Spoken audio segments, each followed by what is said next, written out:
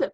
Well, hello, P Rich patrons. It is me, Miss Ashton, and today we have Jennifer Janda of Big Brothers Big Sisters of Northwest Arkansas. Good morning, Jennifer. Good morning. How are you? I'm good, thank you. How about you? Good. I see that you're at your home, Yes, quarantining. What is it? What's the term? Sheltering in place. sheltering in place, work from home. I'm on week 8, I 7, lost count. 8. There was a Zoom background I looked at, and it was like, what day is it? What day, what time, what day of the week?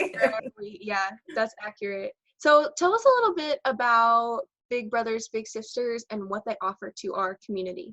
Sure. So we're a nonprofit youth mentoring organization, and we offer one-to-one mentoring between a child in the community and a caring adult who will be there for them. It's a service we offer in all of Benton and Washington County, so it's open for anyone there. And we serve kids between the ages of 6 and 14 is normally when we enroll them into the program. And then once they're in, they can stay in until they graduate high school and graduate our program. What makes us different than other mentoring organizations is that Big Brothers Big Sisters nationally has been around for over 100 years, and we've been in Northwest Arkansas for over 25. So we have standards that we're required to meet nationally, and our practices are backed and proven by research, which is amazing. So we know that a kid having a mentor is less likely to drop out of school. They're less likely to have abused drugs and alcohol in any way. And just having a mentor in their life really makes them change what they think is possible in life. So opens up new possibilities and avenues, career paths, college education, things like that, that maybe before they didn't think was something they could do. That is awesome. What is the process of becoming a big brother or a big sister? A mentor, I guess, is the technical term. So so what you do is just go on our website. It's bbbsnwa.org, and at the top just click Be a Big, and there's an application that you fill out. And once you fill it out, then I'll contact you, and the first step is going through an orientation. So with coronavirus right now, we're offering those virtually through Zoom, just the way the whole world is working. Zoom is making bank right now, let me I tell you. know, it has become a lifesaver for everything that we do right now. Yes. So you'll attend an orientation with me, and then after that, we'll do an interview. And that's a little more in depth, but we really get to know that person, their likes and dislikes, because we try and match you with someone who has a similar interest. Yeah. But at the root of everything we do, child safety is our number one concern. So we have to make sure that our volunteers are appropriate to be matched with children. And then after your interview, we'll run a background check and call references. Again, making sure safety is the number one priority. Yeah, that's a really secure process. That's awesome. I love your mug. Thank you. I got it at an alpaca farm in upstate Michigan last summer. When we're done, you need to send me the location. It's Alpaca Rainbow Farms. Oh my gosh, that sounds like a dream. It was a really fun day. What is the process to become a little too? Like how is that process is it a parent thing? Is it a teacher thing? It comes from both. Mostly it's parents who say, hey, I really want my child to have a mentor, someone else. A lot of times teachers or counselors will also refer children to us, say, hey, I talked to mom or grandma and we think this is a good idea, and then they'll send in an application. But again, you can do it by going onto our website, bbbsnwa.org, and filling out an inquiry, or you could just email us and call us, and I'll start the process with you that way. We try and work with our families a lot. You know, not everyone has access to the internet. And so doing things through Zoom are difficult. So I'll send snail mail. We'll schedule an in-person meeting for when stay-at-home's over. And if you have internet access, then we can do a FaceTime or Skype call or Zoom. Or Zoom, yeah. Or Zoom. Got to get the good old Zoom in there. The Zoom times. What do you guys, so we've kind of covered like how you've adapted to COVID-19. How has that affected kind of, I guess, your activities with your bigs and littles? Like, have you seen an like uproar or a increase or It decrease? was a huge change for us. So when it first happened, I think our organization was like many people where we thought, oh, we're just going to go home for 3 weeks and then we're all going to go back to work. And this can be Um, fun. and 2 months so later. we said, okay, pump the brakes, don't meet in person, and then we'll be back together soon. And then about 2 weeks in, we're like, well, that's not going to work. So our staff has been incredibly creative and amazing in coming up with different activities. So we're now doing virtual match activities, and it's open to all of our bigs and littles, and they can log on to Zoom and do activities with us. So last Friday, we did a farm tour. One of our staff, she has a farm out in Gentry, and so we got to meet her donkeys.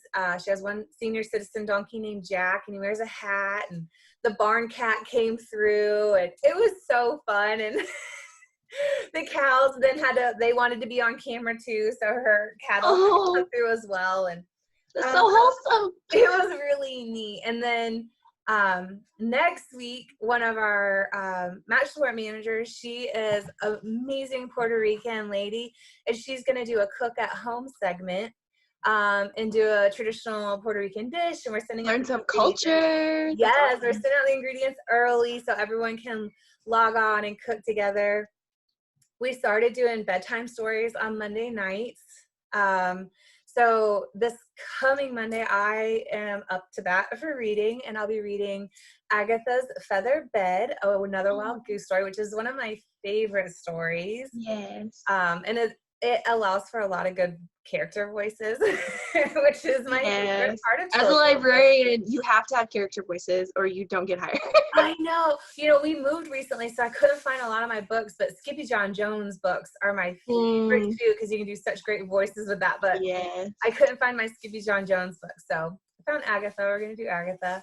So we've got a lot of interesting virtual activities, and then we're coming up with some contests. So we're going to have a pet photo shoot contest coming up. We're doing a costume contest, so where bigs and littles send pictures of themselves dressed up, and then we're going to have prizes for like the best submissions. And I know a set of bigs and littles who are going to love that.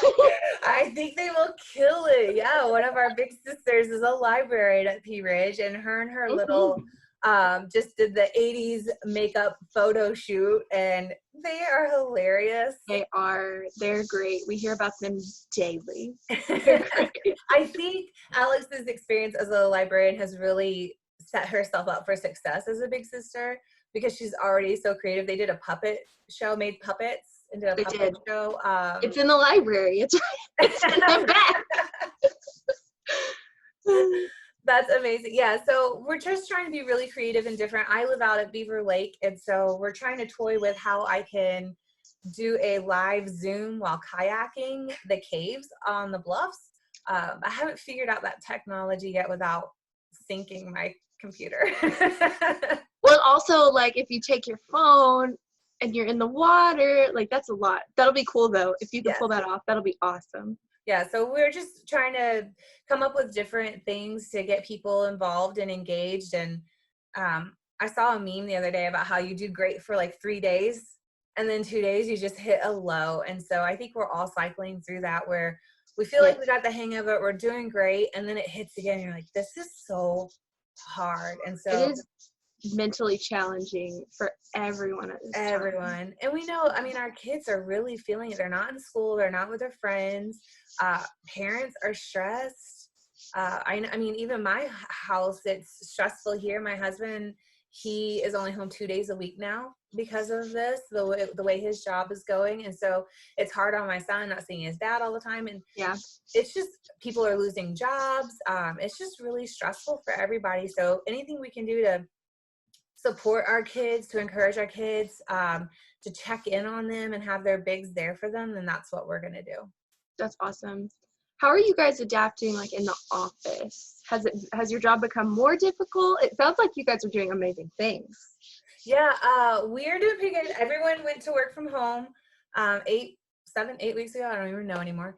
So we are on Microsoft Teams, another awesome tech platform where we get together, we have staff meetings and things like that.